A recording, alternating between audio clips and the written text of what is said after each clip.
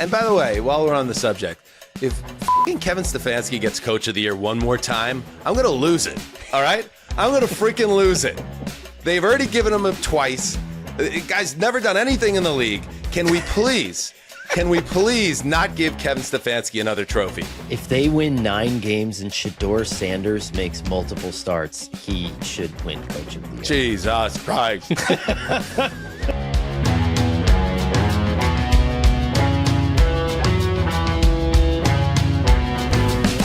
Heyo. Welcome to Heed the Call, an NFL podcast. Heeding that call on Hump Day. Ow! Dan Hanzus here with Marc Sessler.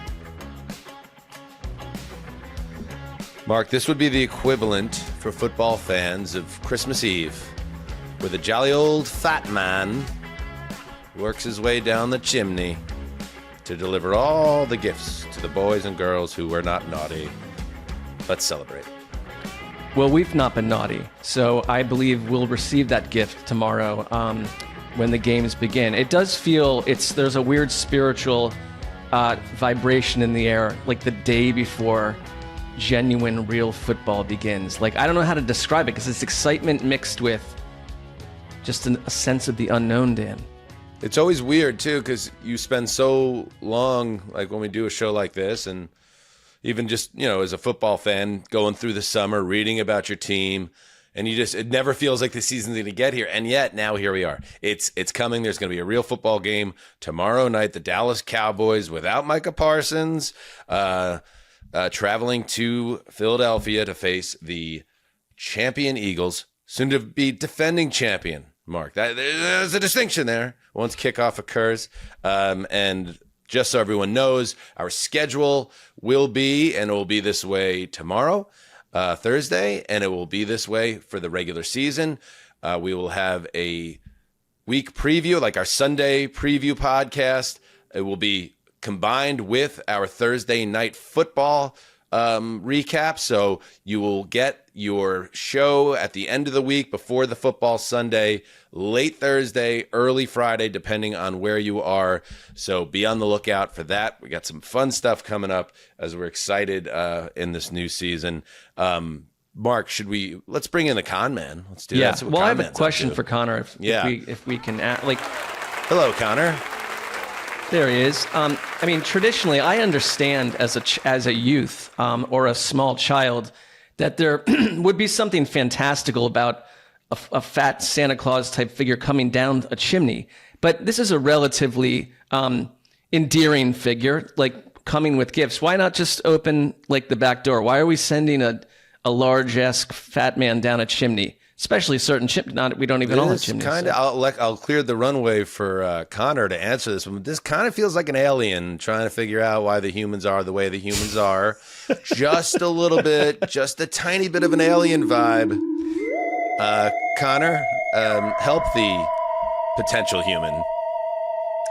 I would say it depends on where you are. At my mom's house, I have a niece that lives in London, and so when she comes to visit, Santa comes through the back door because she doesn't like the idea of him kind of covertly attacking us through the air and coming through the ceiling, and she likes him to be more approachable that way, so we do that way.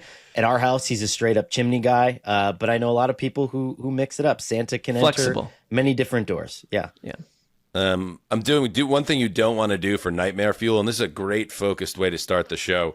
Talking a little Santa here on September 3rd, but I just want to say one of those things that you don't want to do is just Google origin of Santa Claus, because then you get into like all weird medieval times and customs that seem completely insane. I just sent Justin a photo, maybe you could fly it up, of a particular photo of a Santa Claus-like figure stuffing a child into a sack, and the child looks terrified.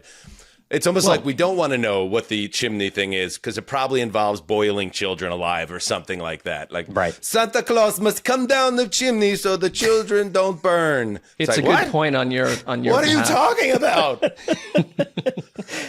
Well, like most of these Disney most of these Disney stories or our modern fairy tales were not as they are now. They got Disneyfied, where like the Little Mermaid was like, yes, she wanted to leave the ocean and she was selfish, so now she must die, and that's really how they all started. They just kind of got cuter endings as we went along. Santa will take a toy out of the sack, but then he will take 6 of your toes. Yeah, if you're watching this on YouTube, this is a horrifying image of and it's like, honey, I thought this was a football podcast. What's this show about? This show is about what the last thing we need to do before we, lock the doors, deadbolt, close the flue, do everything to keep the Santa out of our house, to take our fingers and our toes, is before kickoff of a new season, we're going to do our predictions. We're going to predict division winners. We're going to predict playoff results. We're going to predict a Super Bowl winner. We're going to predict the major awards. Another Christmas connection there. The old man, Ralphie's dad. We're going to do it right now. How about that? Who's excited? I am. Hand raise. I thought you were going to do it with the mad horns. Kind of like your mad horns drop you have where it just completely derails the show for 35 seconds. Yeah, this one. It's like, all right, let's get to the and now the major award. Prediction to motherfucker. High school band on LSD. Yes. Do you know Stupid. Do you know what that reminds me of? It's like when you go to Christmas Eve mass and it's like the one time a year the priest has like people playing instruments and singers, and like most of the time it's totally vacant, and now he has to deal with like actual accompaniments and he just gets so frustrated because he's totally out of rhythm. That's what I like about this. Yeah. I also like another mass memory of youth is it's like, well, it's Christmas Day, so we're going to have someone sing. And it's like Aunt Diane volunteered. And it's like Aunt Diane can't carry a tune. Right. She's losing the room here. She's losing the room. We're trapped here for 55 minutes. Even God is annoyed at this point. She's got no pitch. She's got no tone in the house of God. All right. And by the way, a little bit later, we're going to close the door on something we talked about last week, but we'll get to that. Right now, we are going to, how do we want to start? Do we want to go through our awards first, or do we want to do our division, our playoff results? I would vote for awards because I think we all feel like awards are a little fugazi, and like the actual on-field results. Okay. That's just then my let's take. start. Let's start. I'm going to start with a fun one. Let's start with Coach of the Year. All right, so this one might be a little bit of a tell for some of our playoff picks, but who cares? Coach of the Year, Marc Sessler, get us going. So my one thing about Coach of the Year, I think it's obviously, I know they tried to change the award. It's a little bit different in some ways, but it's narrative. And what is a great narrative than taking a lost franchise afloat on the water, about to sink, and change it and bring it up and make it relevant? Aaron Glenn of the New York Jets will win Coach of the Year. Nice. I genuinely believe this in my heart, because I think also we're already talking about him as this firebrand, this type of leader that will come and sort this mess out. And so I'm going Aaron Glenn, and I feel it with a hammer drop. Yeah, the last couple of years we've done this exercise of had the Jets float into the Super Bowl. Just hoping against hope. I'm not doing that this year. Everybody stand down, guns down. Santa, stay out of my house. I'm not picking the Jets to go to the Super Bowl. I'm not even picking the Jets to make the playoffs. But yes, I did want to bring something in terms of optimism for the Jets. So I'm with you on Aaron Glenn. The challenge will be the Jets still, if you like Glenn and what he's bringing to the operation there. And a lot of it I do like a lot. They still need to win enough games for this to make sense narratively. So they got to win. They got to get to 8 or 9 wins, I would think. I think you need a winning record, to be real. Yeah. Like and I struggle to get there, but the world's a weird and wonderful place. I hated the news that we got earlier today that Elijah Vera Tucker, who's such a talented offensive lineman, former first-round pick, cannot stay healthy. He's missed large portions of his in his first 4 seasons in the league. Now he has a potentially, or what's understood to be a serious arm injury that may require surgery. We might not get the guard, which is going to lead to a shuffling of the offensive line. And if that is not a strength of this team, it's going to be very hard for this team to score points. So I'm very concerned about that. But I'll go with you on this one just because I want something to root for, even if I don't think the Jets are a playoff team. Connor, how about your Coach of the Year prediction? Well, I'm going to kind of moneyball this. I agree with Mark that should be the narrative, but how the hell is Dan Campbell not won a Coach of the Year award at this point, if I'm not mistaken, right? And he made the ultimate turnaround of a woebegone franchise. And so I'm trying to moneyball this a little bit because I think of late, the Coach of the Year award has come from coach who pushes team into the playoffs via stiff white retread quarterback. And so for me, that is Shane Steichen. And if he can get the Colts to 9 wins, and let's say the Texans just kind of hold serve or plateau a little bit, I think that's an easy way for him to push his way in. The Daniel Jones narrative is built in. We think of him what we think of him already, and then he looks like a genius. So I like that one. I don't like the Colts. In fact, I hate the Colts. But at the same time, I like the cohesiveness of your argument here because a lot of us believe that Shane Steichen can coach ball. Yeah. But Shane Steichen has just been in a very difficult situation the last 2 years because Richardson has essentially handcuffed the entire organization.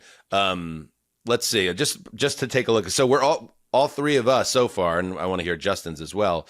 Actually, Justin, who's your pick? Let me get you too before I check a little history lesson.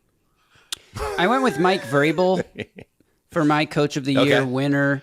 Patriots have a fairly easy schedule. There's a decent path to see them double, at least, if not triple, their win total. Vrabel's won it before, so he has that like media darling narrative, and he's got what we expect to be a good quarterback. So, and if they turn things around even a little bit, I feel like that checks boxes. I think that's the new best coach there. taking over a team that was bad. That's a good one. If you're trying to get this right, I think Justin's on the fastest track right here. Can you check the Vegas side of things? See what the Desert's saying, who the favorite is for this. Let's see. And there's the Dan Campbell one's also good if you believe that the line's going to have another big year. It's like when Scorsese got the Oscar for The Departed. It was like his 6th best movie, but they hadn't given him one yet. So they're like, we don't know. We're running out of chances to maybe give Marty one. So they gave it to him for The Departed, which is a very good, but not quite transcendent film like some of his greatest works. Maybe even if Dan Campbell doesn't have a transcendent season, but he's like, they win the division. He goes 12-5. Maybe he gets it. And there's the narrative aspect of like he lost both coordinators and the Lions didn't skip a beat. Yep. Yes. How many times are we going to say narrative this episode? Let's see. The favorite for Coach of the Year is Mike narrative. Mike Vrabel do that at plus 600. Ben Johnson, that's another good one. That's actually a great one because that you want to talk narrative. There's a lot cooked into Chicago football and him saving it and taking what is a potentially talented roster. So there you go. Liam Cohen at 1,200 is the third. And just for a history lesson, because we're all picking non-superpower teams here to a coach from one of those teams. The last 3 years, Dable won it for the Giants when he had his over 500 season with them, a surprise season. Stefanski with the Browns in 23, another surprise playoff team. Kevin O'Connell with the Vikings last year when they overperformed with Darnold. All right, good start. What's that? What are you laughing about? Overperformed. I don't know. Well, they did. If you look at the word just made me. And they were 14-3 in the Pythagorean theorem. They overperformed. They won a ton of one-score games. That's stuff that's going to help. Well, with the Coach of quarterback, Year. people thought was a lost cause. Right. So yeah, all 3 teams propelled a stiff white quarterback who was previously unsuccessful into the playoffs. Joe Flacco, Daniel Jones, Sam Darnold. Let's I go. resent the Activates voters. stiff. You're right. The stiff white quarterback. What would you call Joe Flacco? No. I think Darnold is a little bit limber. I think he's a little wiggly. He's got a little. I get where wiggle to him. Connor's coming from on that. Yeah. front. So you're just saying like a boring white, like a No, I mean not Vanilla. Well, vanilla, but also like not completely mobile. Not someone Daniel that you Jones can move. run your offense through on both the run and the pass. I don't know. I see where you're going. Yeah. Racist. All right. Defensive Player of the Year. Who do you got on this one, Connor? So I've just been continually doing TJ Watt because I think that he's so good at accumulating glamour statistics. And this year, theoretically, and this was my same logic in years prior, is that he might actually be playing with a lead a little bit more, especially early in the season. The Steelers' schedule is pretty backloaded in terms of difficult games. So if he gets off to a hot start over the first 6 or 7 games, when he will be fresher and healthier, I think that he has a chance to maybe pad the stats a little bit to the point where he ends the season at the top of a lot of these categories. All right. How about you, Justin? I have Nick Bosa with a similar thought process because the Niners have the easiest schedule in football. If they have a lot of second half leads, there could be a lot of opportunities for Bosa to get after the quarterback. He's apparently healthier than he's been in some time. He would have to stay healthy to win this award. But if the Niners win 11 games on the strength of an easy schedule and Bosa has 16 sacks, that wouldn't be shocking to me. Okay. I'm going to go with Jalen Carter. I like it. Eagles. I think he has been, since he entered the league, immediately was like, oh shit. First of all, the GM did it again, how he got a guy that 10 other teams should have jumped up and gotten first. And by the end of last season, and the reason why the Eagles won that Super Bowl and did it so convincingly is that the defense just took over and just started breaking backs in the last and the final stretch of the year. His ability to just dominate, whether it's a one-on-one matchup, you try to send a double team his way. He's just one of those guys that's a freak, and he made guys around him better. And a lot of guys got paid off Jalen Carter a little bit, I thought. And I think as he enters this, it was his year 3. This is when maybe you get into apex of power territory. So Jalen Carter is my pick, and I hope Eagles fans and Dan Campbell, Soupy, heard that.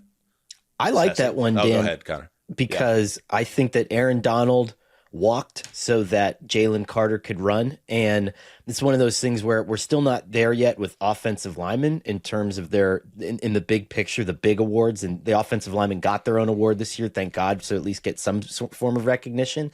But I think we're starting to understand globally the effect of interior defensive line play more. And I think that now we'll have our eye on Carter this season a little bit. And I think that he automatically kind of jumps to the front of the pack there. All right, Sassy, how about you? Yeah, I think like Carter, he's written about in a way that generates votes. I sense that there's going to be some exhaustion around like the Myles Garrett, TJ Watt scenario where like I feel like they've been voted in or highly voted like 40 years in a row. I'm going Kyle Hamilton of the Ravens because I think it's also like a highlight driven award where I could see Kyle Hamilton. He wins a game on like a tremendous pick six that catapults the Ravens somewhere special. And he's just going to make plays like that all year. And I think he's worthy of the award. And it's like, it's been a while since it hasn't been a pass rusher. So I'm going Kyle Hamilton. Well, Ravens. last year it wasn't a pass rusher. Well, sure. It's been a year. It's been since last year. Not even a year. They gave the award out about. Well, do you know what I mean? Though with Myles ago. Garrett and TJ Watt, where it's just like enough with these guys, the same two. Has people a safety over ever won Defensive Player of the Year? Charles Woodson? Has got Troy to. Polamalu, maybe Ed Troy Reed, did, did they yeah. not? Did Ed get it? So I mean, these are Hall of Fame players, and maybe that's Kyle Hamilton too. But you got, I feel like you really got to be have a next level season. Bob Let me check Sanders. out the odds. The last safety to win it was Bob Troy Sanders, Polamalu the in Colt. 2010. Yes, Polamalu, 2010. That's a long, but you got to have those plays that like everyone has eyeballs on, and we'll see. If you can do that. The two desert favorites, by the way, is nobody brought up Micah Parsons, who, by the way, needs a back injection to play in Week 1. Not typically how I want my honeymoon after signing the highest contract ever for a non-quarterback to begin with back injections, but hopefully it's nothing too serious. And Aiden Hutchinson, another guy that I think is a darling. He was a game wrecker before his leg got blown up last fall, and the Lions are expecting big things. Apparently, camp reports have been off the charts as well for him. Justin. One last point of context. Justin, for this you're also award. you're more in this episode, just like in terms of like basic ground rules. you're more part of the segment to segment dialogue because we don't need the sound drop every time. We don't need the sound drop. We love the sound drop. Just jump in. We understand that you love to announce your arrival, but you don't. We it doesn't need to too. happen every It's time. almost like having that drop. Sometimes it's like having Howard Finkel from the WWF come out and be like, "And coming down the aisle, the grave to go." Like, we get it, but go ahead, it's yours. Yeah. No, I just didn't want you guys to say, "Oh, is somebody talking?" Since 2010, when Troy Polamalu won it, the only non-pass rushers to win, and that's 15 years worth of awards, are Luke Kuechly in 2013, Stephon Gilmore in 2019, and Pat Surtain last year. Now, there's defensive tackles mixed in there. Obviously, Aaron Donald won a bunch. J.J. Watt won a bunch, but the rest is like, the T.J. Watt, Myles Garrett, Nick Bosa, Terrell Suggs. So it is Khalil Mack. Usually it is a pass rusher. That plays into the excellent point that I made during my last speaking engagement here on the show. Speaking engagement. Luke Kuechly, or as Conor Orr would put it, a stiff white. No. I feel like stiff white is pretty clearly, you can show me a lineup of people and you can pick out the stiff whites, you know? Yeah, all four of us. All right. This show. Let's see. Offensive Player of the Year. Now, this is a controversial, oh my God, category because sometimes it feels like the OPOY is simply the guy that you wanted to be MVP, but you couldn't quite do it because you thought someone else was slightly more deserving, so you throw the bone of that award. And you know what? I'm going to go against the grain, Ceci. Good, cool.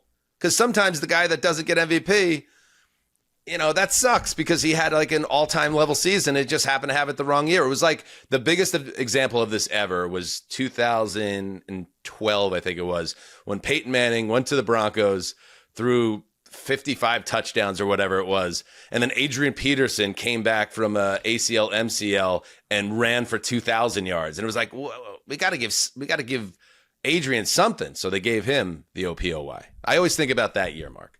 It's funny to go down memory lane sometimes, Ceci.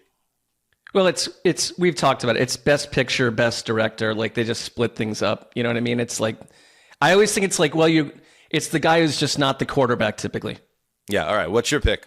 So, I believe the quarterback is a true MVP candidate here. And so I'm going with the wide receiver, Jamar Chase, who had 17 touchdowns, 1,700 plus yards a year ago.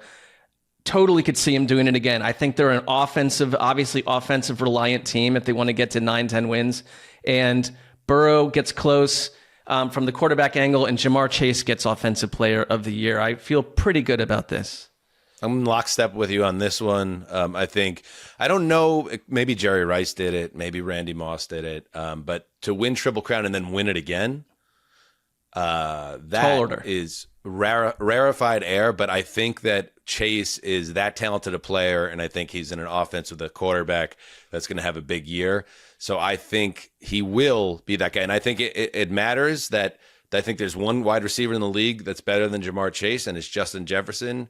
And I do believe in the Vikings this year and what KOC can do with the young quarterback. But I also think his numbers could come down a little bit, and it allows Chase to win this award again. What do you think, Connor? I'm going Jahmyr Gibbs, and the reason why I'm going Jahmyr Gibbs is because I think the Lions will still be good. I think the offense will lose a little bit of its magic, especially the way that it just gives Jared Goff a lot of answers when he drops back. And that means leaning on the run game a little bit more, and it also means leaning on Jahmyr Gibbs as just simply a receiver out of the backfield, as a guy that you need as a last-minute emergency check down. And so I think that means a lot of catches, like top 10 catches, top 10 targets, but also a top 5 rushing season, a ton of touchdowns. I think the offense runs through him. Good one. Justin? All right. I have a quarterback winning this award, which is kind of odd because a quarterback has not won Offensive Player of the Year since 2018 when Patrick Mahomes also won MVP. But I'm going with Dak Prescott. Oh, okay. Wait, hold the Dak thing a second. They gave him both? I didn't even know you can do that. I mean, that was one of those. Threw like 50 touchdowns. Yeah. Yeah. They used to do this more often, but I think 2018 was the last time that it actually happened. But I want to say 2013, Peyton Manning won both. It almost feels like they'd want you to never allow that to happen because you're spreading this around. But that threw me too, Dan. Wait, did I get that wrong too? Did the year that Peyton threw 50 whatever, did Peterson not get Offensive Player of the Year? Peterson was the year before, 2012. Peterson won Offensive Player of the Year. Manning won it in 2013. Who won in 2012? The MVP in 2012 was also Adrian Peterson. Okay. The last non-QB MVP. Good memory there by the Zuzzer in a big spot. All right, so Dak Prescott. So, yes, I chose Dak Prescott. I think I like Dak that. is Sorry, one more positioned- thing, Justin. I like that I did that whole thing like, this always makes me think of that fabulous year of 2012 when Peyton Manning was the MVP and Adrian Peterson was the blah, blah, blah, blah, blah. Kill yourself. All right, go ahead, Justin. Without further ado, Dak Prescott. Okay. We don't have to issue a correction because we just corrected it. Yeah, so I think Dak is going to have, I think he's positioned to have an MVP type of season statistically. With their defense could be one of the worst. Their run game is, as far as we know right now, pretty much non-existent. They add George Pickens. CeeDee Lamb's a beast. He could throw 5,000 yards and 45 touchdowns, and the Cowboys still end up 7-10 or worse even, because the defense could be so bad that he's going to have to air it out. So I think he's going to have these insane production numbers that they have to give him an award, but it can't be MVP because the Cowboys are, maybe not even a playoff team, and so he wins Offensive Player of the Year. Sort of like a Burrow from last season. Yes. Can I add that Peyton Manning won Comeback Player of the Year in 2012? Nailed it. Hey. Vegas. Saquon Barkley, plus 750. The favorite, Jamar Chase, number 2, plus 850. Jahmyr Gibbs, plus 1,000, number 3. Okay. Don't like it. Very good. Let's take a break here, and when we get back, we do some more awards. Fun.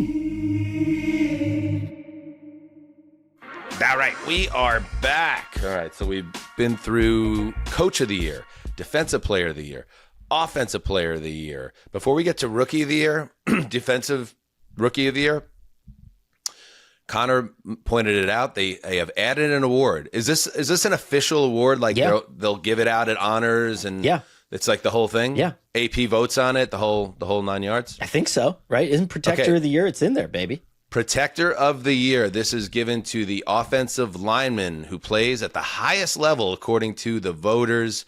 I don't have one for this. I don't know if anybody else does. I know Connor does. So maybe, Connor, if you want to handle the honors for the inaugural Protector of the Year. I'm going Jordan Mailata, who is, I think what it might end up being is part of an appreciation award for last year, where he just mauled people and threw hundreds of defensive linemen into garbage cans on a regular basis. And like Jalen Carter, I think we'll have more of an eye on it this year, especially if Saquon has another good season. And the Eagles, too, have that whole Jeff Stoutland thing where I think it's going to be a tastemaker pick to have one of Stoutland's guys be the inaugural Protector of the Year. So I think there's a lot going for it there. It's funny because I thought Lane Johnson, but I think it speaks more to the fact that you're kind of celebrating the greatest offensive line retroactively in football too. So I hear you. Okay, let's get to Defensive Rookie of the Year. Now, this is one I was going to say this could be a clean sweep because I know this is the Big Blue fan club this year, right? And I also know what I chose, which aligns with the Big Blue fan club on this one. I'm just guessing. I think Justin will keep it from being a clean sweep. So he'll say some like 4th round pick defensive lineman of the Titans. But let's see. Did everyone pick Abdul Carter as the Defensive Rookie of the Year? Yes. Mark's got his hand up. Connor is nodding his head. Justin? I did not pick a Titans 4th round defensive tackle because they didn't draft one. But I did go with Abdul Carter. All right. We all went with the Giants rookie. Again, another guy where like reports have been stellar around him. Also, this is notable as well. And it's borne out on the desert side of things because I don't imagine there's been too many years where there's been such a heavy favorite. He's plus 225. The next closest rookie is Travis Hunter, who's primarily a wide receiver, but he's going to play cornerback at plus 1,000, and then Mike Green at plus 1,200.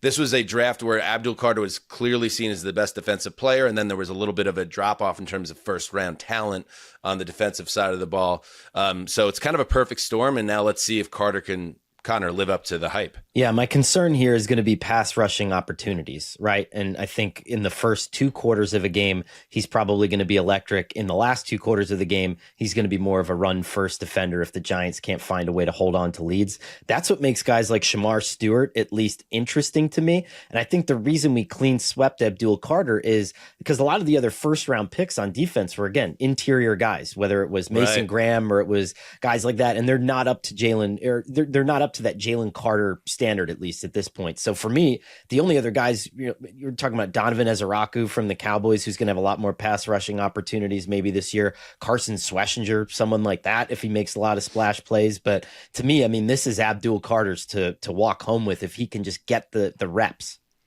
The only thing that slowed me a little with the fact that you've got Brian Burns and you've got Kayvon and Dexter Lawrence, like, are his numbers reduced because we love that defensive line and there's so many people piling up sacks that he's not on an island like the only guy rushing the quarterback. But the only you thing can look I'd at say it from is, the other way though too. Well, no, right. So I picked him because it's like maybe that frees him up to be not double teamed and stuff. But Travis Hunter is going to do something, if it works, that we have not seen a player do post Deion Sanders. Like, narrative alert. If he is a dominant cornerback as well as a wide receiver, it's like it's going to be hard to not have votes go his way for something.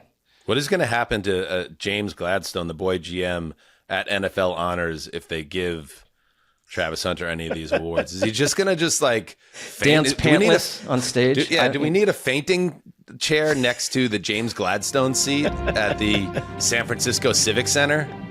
I have come to see my vision through. He's not just a football player or an award winner. He's an alien, Superman. And now you all can eat my ass, including you, Connor.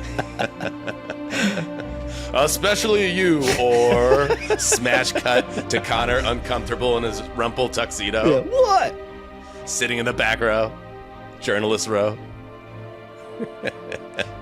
I would just say this too, Dan. So the Giants, what was interesting, when I used to cover the team, they had Jason Pierre-Paul, Justin Tuck, and Osi Umenyiora, and that was the last 3-headed pass rush that they had. And I remember the narrative at the time among the beat writers, shit, I said narrative again, is why isn't this team getting sacks? Why isn't this team getting sacks? And Justin Tuck pulled me aside one day and he said, you know what? We commissioned a study on how much quicker quarterbacks are throwing against us versus the rest of the league. And by the time we had won that Super Bowl and we're coming off of that Super Bowl, teams were throwing the ball, I think it was like 0.5 seconds faster against the Giants than any other team in the NFL. And they were just like, we're just not going to allow you to possess a strength. And so that's just another thing that popped into my head when I was thinking about Abdul. I love that he pulled you aside to talk about a study that... And that's not the first Giant to pull Connor aside. There's the other Giant that was like, Connor, you got to dress better or no one's going to love you. True story. Yeah. Who was that again? Or was that a Giant not to be named? Same guy. It was like the same conversation. He's like, first up, I commissioned a study. Second of all, what the are you wearing? It was the post of that was I went to H&M that day because I was so bothered by it. And I bought what was possibly the most horrendous outfit in the history of outfits. It was this pink gingham shirt, black jeans, and then these like white sand colored like chukka boots. And I showed up the next day and everyone was like, you look like a fucking moron. And so, yeah, like, why are you now dressed like a cocaine again. dealer from Palm Beach in 1991? Yeah, the like, whole thing. Yeah, just an exercise in failure. Yeah. But look at you now. Senior writer For I mean, Sports literally, Illustrated. look at him right now. What lessons have been learned here? He's got a. Yes, for the audio audience, Connor is living up to the brand name. I think it's a tie-dye shirt. Is that a unicorn on the front of it? Jerry Garcia. Oh, it's Jerry Garcia. Yeah. He was a Can't kill unicorn that. in his own way. And a backwards, is that a Under Armour cap? It is, yeah. Yeah, so this is peak. It's his peak, Connor. I've And my we love painting it. shorts on too, so just paint on them.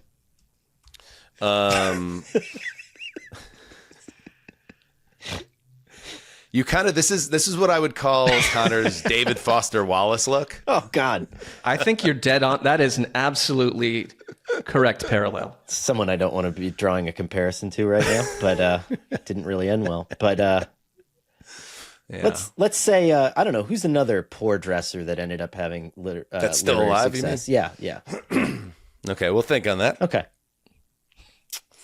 All right, here we go. Offensive Rookie of the Year. Justin, start us off. All right. Well, you know where my heart is on this one.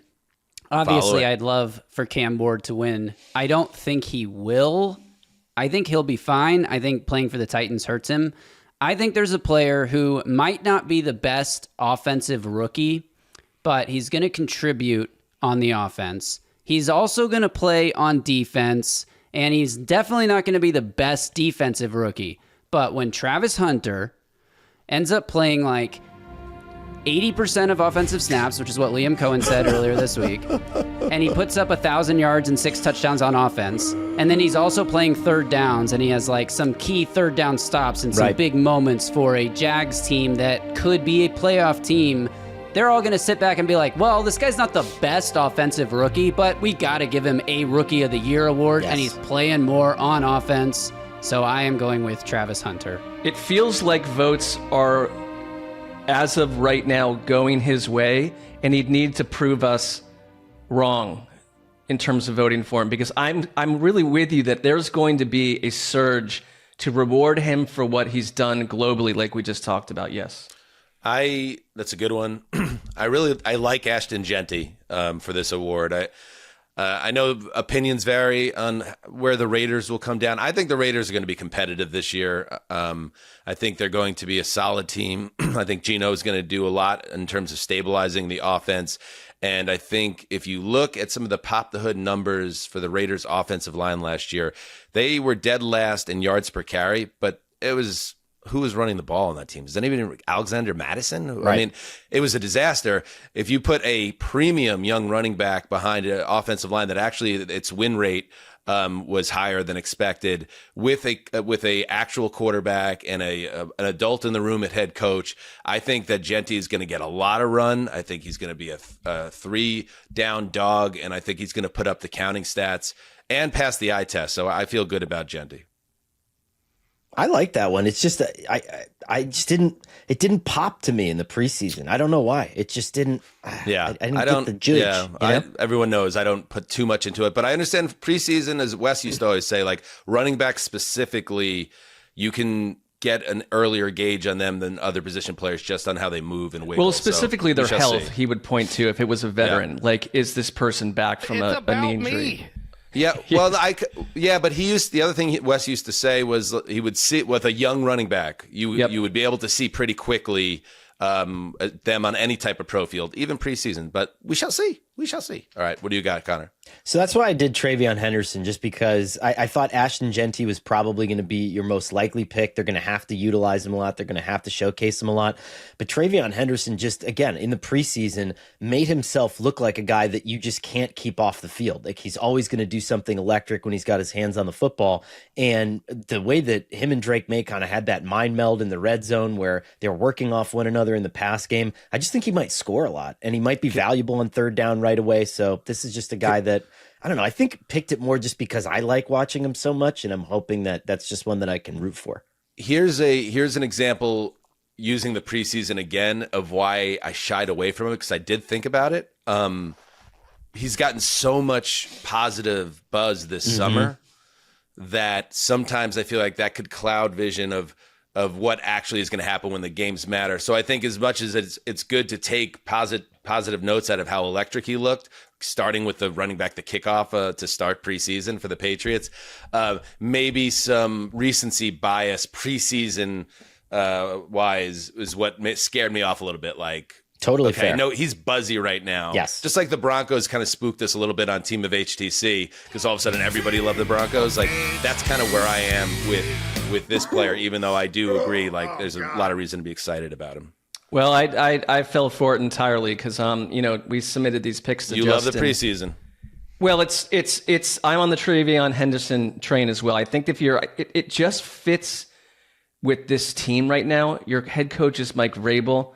They've got a young quarterback. This guy can do it all. It's going to be about numbers. It's going to be about highlights. Josh McDaniel needs a pony he can ride to win games. And I think he's going to be one of the bigger stories on offense this entire season. And he's going to win people fantasy games. Like that, this stuff all matters. That's and what it adds up. matters. Well, that matters too, because look at these are human beings who are voters. So they're faulty.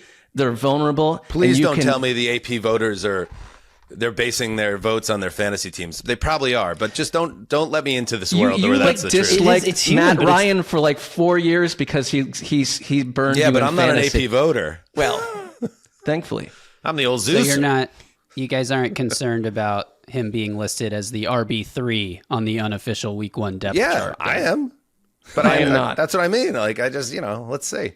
You would assume that Connor and I are not if we've just picked him for offensive rookie of the year. But Also, like, I know we're all kind of out, and Patriots maybe are too on Ramondre Stevenson, but I would not be surprised if he ends up getting a little more work in this offense than one That's would fair. expect, and that would eat into the workload of Henderson, which then could also hurt his chances here. For the record, Ashton Genty is the favorite in the desert, followed by Cam Ward. I mean, it's pretty crazy, again, and I feel for you, Justin, that you could be the number 1 overall pick in the NFL draft. You could be a quarterback that's a number 1 overall pick. And in an exercise like this, none of us picked Cam Ward, and the desert didn't either. So it's just been kind of a weird, funky maiden voyage for Ward. But that doesn't mean anything anymore once the games start. The last 3 offensive rookie of the years: Jaden Daniels, CJ Stroud, Garrett Wilson. Okay. Now we get to the big one, right? Just MVPs left. correct. You doing comeback player of the year? Yeah. What about comeback? Oh, yeah. Comeback player of the year. Comeback player of the year. Connor. So I submitted this to SI. We ran our season predictions on Wednesday, and every year I have submitted DeMar Hamlin as comeback player of the year, and it just gets returned. And it's like, Connor, you have to seriously pick one. And then it's like you guys, you get tired of the same argument that the guy literally died and didn't get comeback player of the year. But I like to have it, and I know we're not going to have it here today, but I just want to let you know that I voted for him. I have Christian McCaffrey. I think this is a lock. I think this is one that you can absolutely just lick the envelope and mail it straight to whatever Gross. casino Justin goes to and get your money back. Okay. Yeah, that's a good one. How about you, Mark? The McCaffrey makes like the most sense. Maybe Aiden Hutchinson if he came back and dominated. Joe Flacco.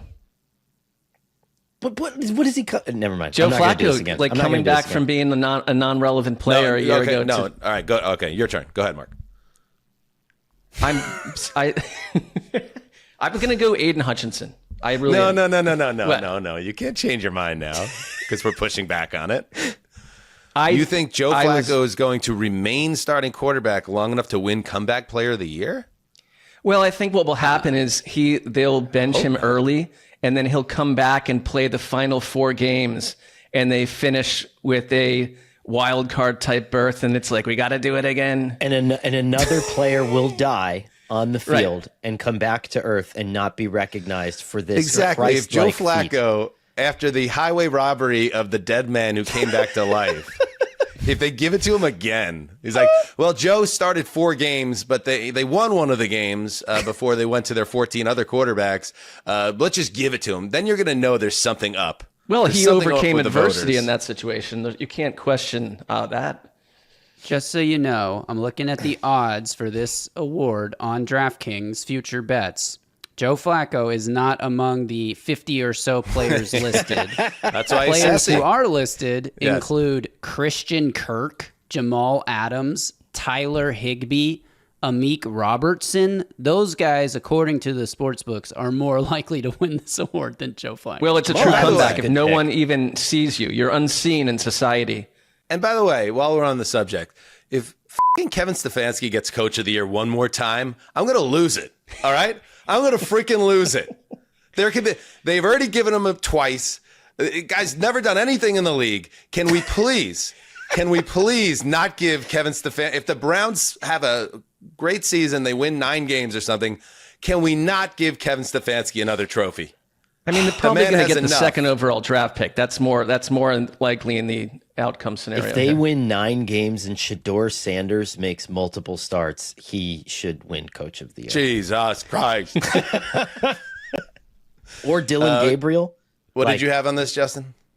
Oh, I didn't have one. So Neither I'll, did I, but go ahead. I'll reuse my MVP, Dak Prescott. All right, I'll just go. Okay, so because he's the favorite in the desert, I like Hutch a lot. I think there's a lot. You know what though? I'll go with Trevor Lawrence. I'm starting to come around on Trevor Lawrence. Interesting. Okay. With Liam Cohen. Is it- What was a quote I saw? There was a quote floating around on social media. There was a rival defensive coordinator that was just absolutely, and people thought it might have been Fangio, singing the praises of Liam Cohen. It's like we could not figure out what this guy was doing. It was like he was always one step ahead of us and was driving us crazy. Go find the blonde-haired statue boy and fix him. Is he coming back from sucking though? That isn't it. And weren't we told not to do that? was injured. I think he was hurt again last year, was he- right? But I Hurt would enough? agree that in the new rules of the comeback player of the year, is he not really fit What the was mold? his- He is high up in the odds though for it. They aren't new rules necessarily. They're It was a guidelines. suggestion. Yeah. Here's how you should vote. And everyone was like, no, thank you. We'll vote how we always vote. Wait, hold on. He only played 10 games last year. Okay. He only played 10.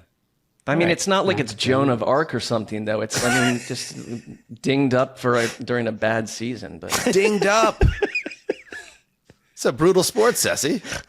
I know, but does that really? If you're getting on all these other award winners, how can you really pitch that as something that's noble? Like, is it a noble return from darkness, or you had an injury? We're talking about, there's literally only one person who if you're talking like in this way, Mark, it's literally the guy who died and came back to life, and you wouldn't even give it to him then.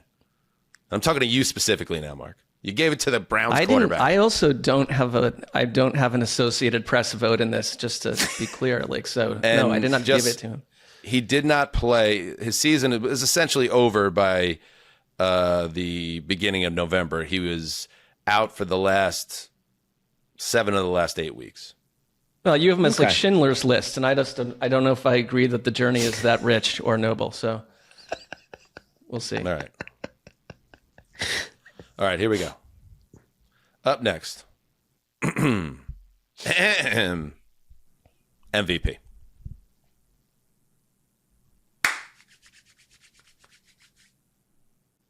I got Burrow.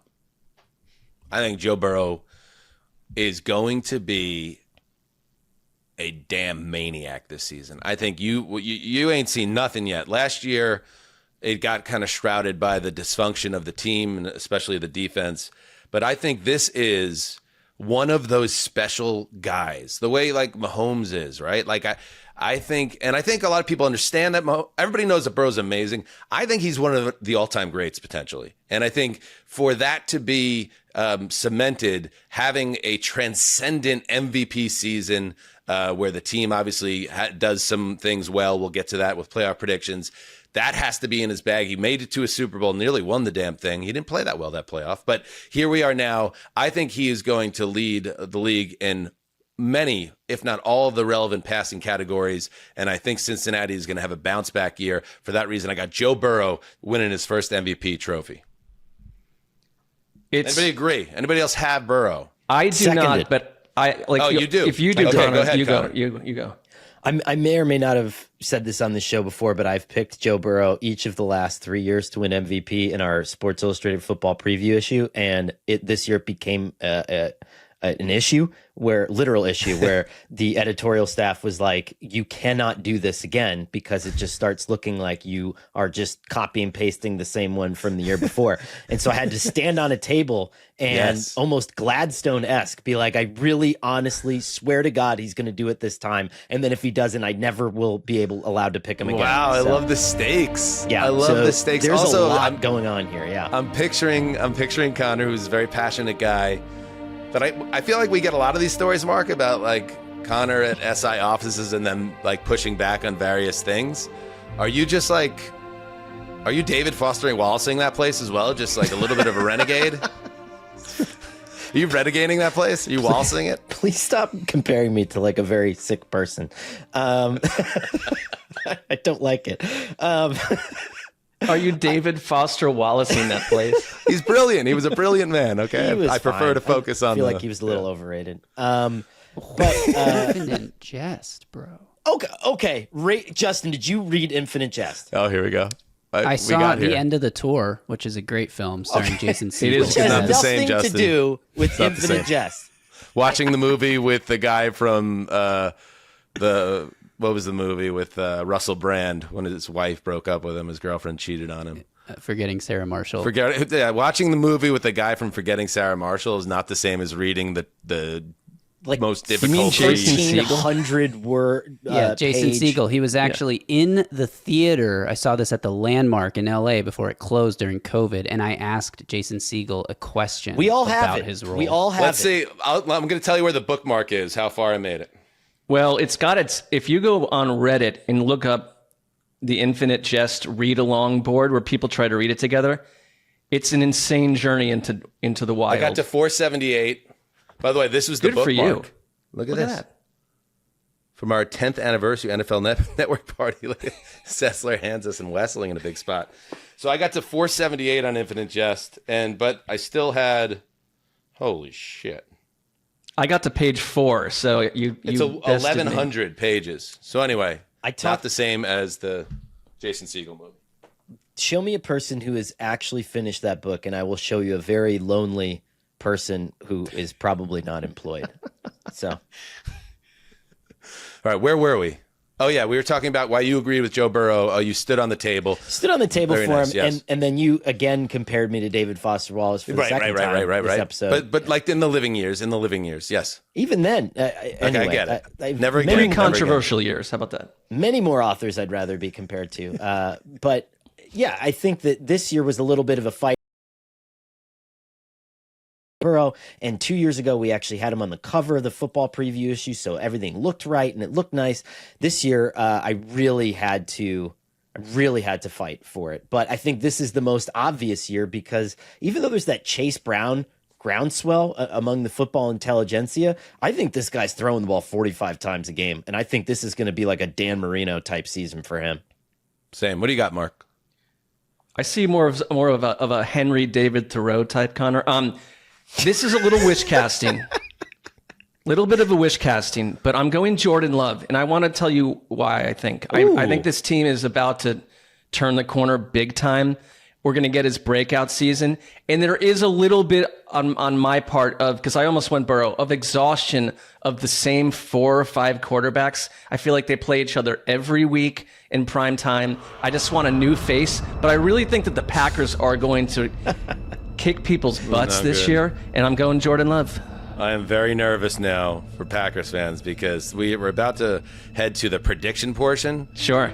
And you know that Sessy has to have the Packers going deep in the dance, and now he's got the MVP also from the Green Bay Packers. Well, Hold on to your butts, Green Bay. I talked them up previously, and then 4 days later they have Micah Parsons. So it's like I think this may be the reverse of that trend this time. I like that. Good things Or you are could happening. say, or then his back stopped working. We don't have to Immediately say upon that. joining the Packers. I'm I mean, just saying you we can't don't need say to that. add that context to it. Justin, your MVP. I am buying one of the tropiest, most annoying offseason narratives. I went with Patrick Mahomes. Bounce back. Okay. Chiefs offense, air it out. It's here. It's real. It's going to happen. He's going to be that dude again. So Patrick Mahomes is my pick. I've done that a lot of times, and then I got called out on it for how annoying I was being. Where every year I'd be like, "Well, just Tom Brady, right? Because every year he's technically the best player." And then, like, I did it so often that everyone was telling me how annoying it was, and I feel like now it's Such my a Thoreau. turn to call you out on that. The odds makers have Lamar at plus 550, tied with Joe Burrow, so co-favorites in the books. Josh Allen plus 600 to go back to back, and then let's take a break right here. And I should note, because Justin pointed it out, Cam Ward plus 10,000. Put $100 on that. So, and who am I to say? We're not respecting Cam Ward. He's on this. He's literally on the MVP. Yeah, if you like to gamble so much, throw away So's Mark, some money on that. By the way, Mark is for plus MVP. 9,500. Mark's plus 9,500. Just to win what? For more context, Anthony Richardson has the same odds as Cam Ward. So. Okay. See, that's a rough one. You got okay. Because Jaden Daniels, we just had Jaden Daniels rip the league up. There's no chance for the number 1 overall pick has a big season. There's just no chance? That's what the desert says. All right, let's take a break, and we will get to our playoff predictions. All right. Okay, before we get to our 2025 playoff predictions, I want to close the door on our hot butts conversation. The one thing we didn't do at the end of that episode, because I said I wanted it to be collaborative and we can move some things around. Based on the conversations we had, made a few adjustments here. So this is the official hot butt rankings as we enter the season. Hot butts being the coaches who are in the most danger of losing their jobs. Okay, so the death proof category stays the same. Campbell, Harbaugh, LaFleur, McVay, O'Connell, Peyton, Quinn, Reed, Ryan, Shanahan. Okay, then, yes, and Sirianni. Okay, honeymoon phase. Cohen, Glenn, Johnson, Moore, Schottenheimer, Vrabel, all first-year coaches. Okay, 2 changes and I feel good. Todd Bowles, Mike McDonald, Sean McDermott, and Tomlin are all still there. I bumped, even though he's a first-year coach, Carroll from the honeymoon phase to I feel good. First-year coach, he's 73 years old or whatever, a little bit of danger. I also moved Kevin Stefanski from the Chandler Bing Memorial. Could I be any more nervous? To I feel good, because in our conversation, it just felt like Stefanski, maybe a little Teflon in Cleveland, and the fact that they're in a very big rebuild, he's probably safer than the other guys, Callahan, Canales, Morris, Taylor. And then the final category, Molly, you in danger, girl. This is the most coaches under the most danger. I kept McDaniel and Steichen, but I moved Dable and Gannon out of the highest danger category to the Bing category, which is the second highest danger. So Dable and Gannon are still under a lot of pressure, but maybe not imminent fire butt the way McDaniel and Steichen are. In the past, is it a rarity that there's only 2 men, McDaniel and Steichen, in that final category? I feel like it's been heavier in the past, typically. Right. But I listened to, our conversation, and there was a lot of pushback against Gannon and Dable, who I originally had populating on making. Well, you have integrity. We all see that. But is everybody kind of good with this? Is there anything that stands out like egregiously before we move on there? No, I think that's perfect. I really do. Okay, good. This is a mosaic. It looks great. All right. So good luck, Mike McDaniel and Shane Steichen. History is not on your side at this exercise, but we hope it goes the other way. All right. Now, let's kind of, I don't want to rip through this, but let's kind of be a little quicker here as we make our playoff predictions. I'll start. Okay. Let's say everything leading up to the Super Bowl, and then we'll close the show with that.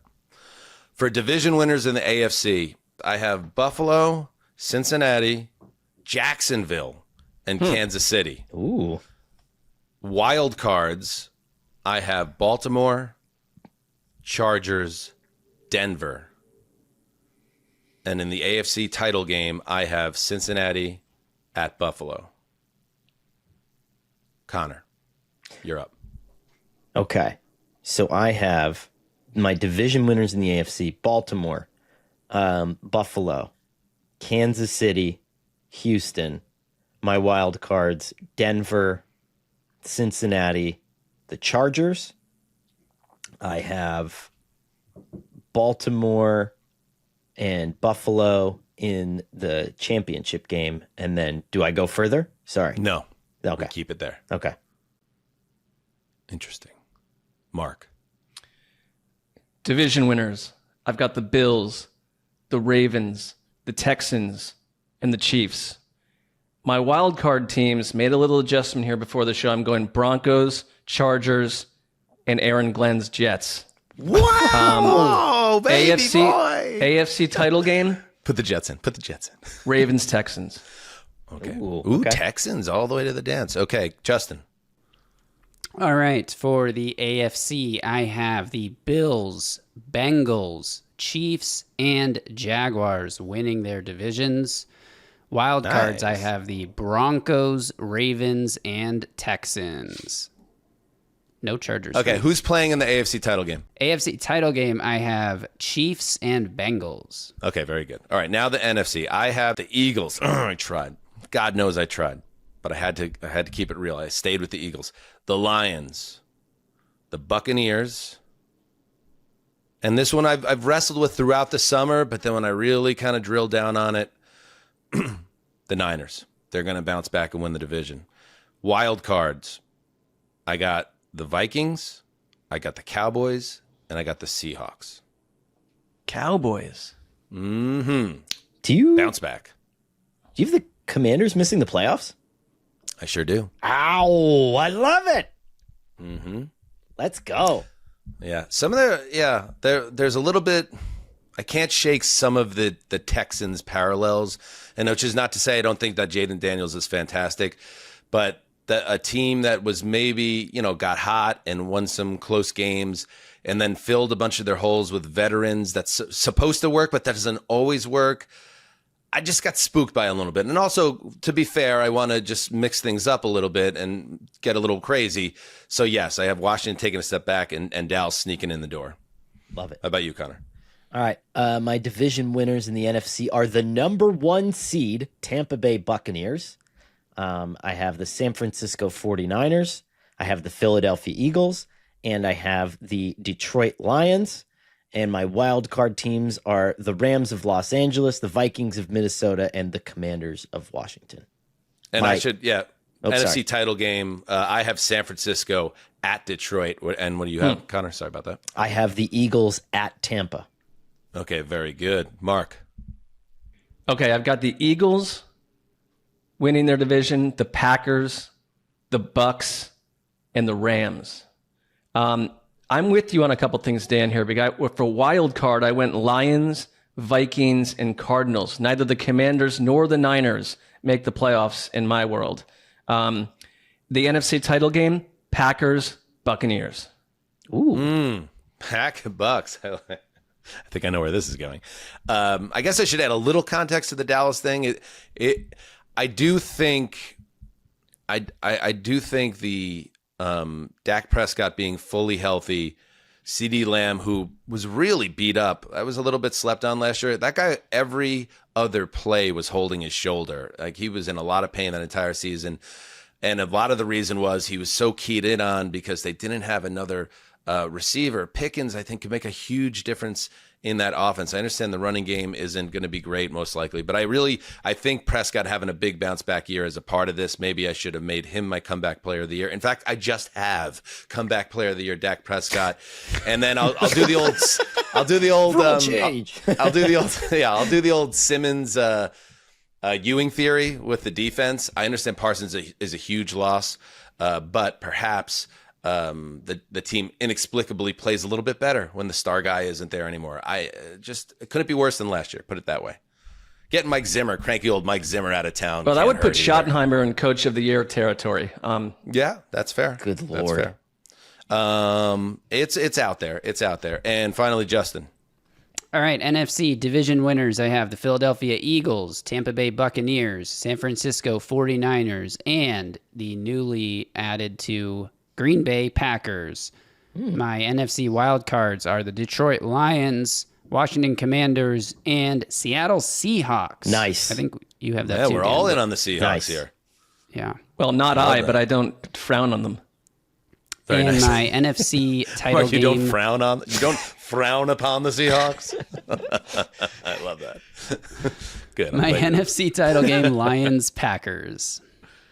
Okay. NFC North showdown.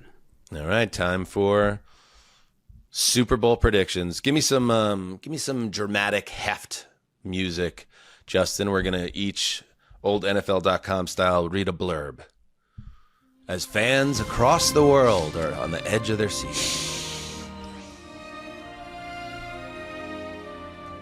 For the first time since the indigenous tribes of the Mohawk, Cayuga, Onondaga, Oneida, Seneca, and Tuscarora ruled the territory, Buffalo matters.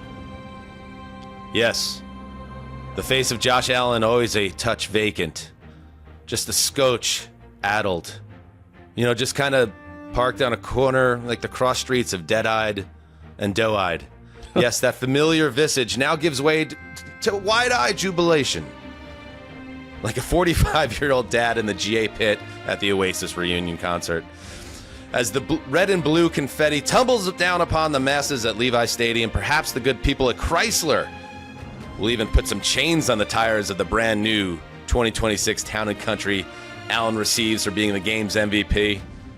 Better facilitating his hightail the hell out of Western New York now that he's finally fulfilled his destiny of bringing the Lombardi Trophy to Buffalo. Bills 34, Lions 30.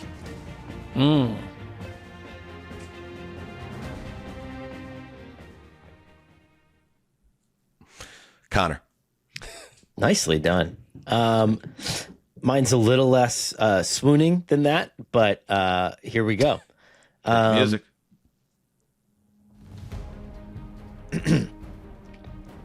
After watching the 320th microwaved television feature on Bill's Mafia, the torture finally ends, with the world's biggest underdog fan base getting free license to be the entitled douchebags they were always meant to be.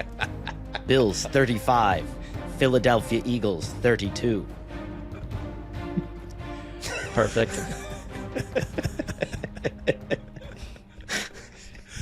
It's like cute, like the subreddit thread. I'm kind of sick of Connor taking things out on the people of Buffalo. Everyone sucks. Don't you get my shtick now? We all suck. Don't pull back the curtain, man. Don't pull back the curtain. Justin. Oh, okay. Uh-oh. I thought Here we Mark go, would go Graver before off me. the cuff. I thought Mark was going before me. Okay, here we go. Sean McDermott said this week that never again will a team go to 4 straight Super Bowls. Well, guess what? Sean McDermott was wrong. Not only will the Kansas City Chiefs make their annual trip to the big game, they will, for the 4th time in the Patrick Mahomes era, walk away victorious, besting Dan Campbell's Lions, who make it as close to the top of the mountain as possible, but fall just short to Super Bowl MVP Patrick Mahomes. Final score, Chiefs 27, Lions 21. God. Man, the Lions are one of those teams. I always thought this as a Jets fan, too. If they get to the Super Bowl, you have to win. Yes. You can get to the Super Bowl after all these years and then not win. You gotta win. And now 2 of us have picked the Lions to lose the Super Bowl. All right. Finally, Marc Sessler. The luscious and flowing Packers of Green Bay ride into San Francisco on a heavily ornamented buggy. Baston flowers and scents of the West, Jordan Love and his band of caring, fearless cohorts, led by Michael Parsons, systematically rip purple-clad Baltimore into 10,000 pieces as a California sun shines down. In the deep distance, one can sense the heavenly body of Vince Lombardi speaking about the game itself, whispering into the wilds, "We are back. Packers 41, Ravens 27.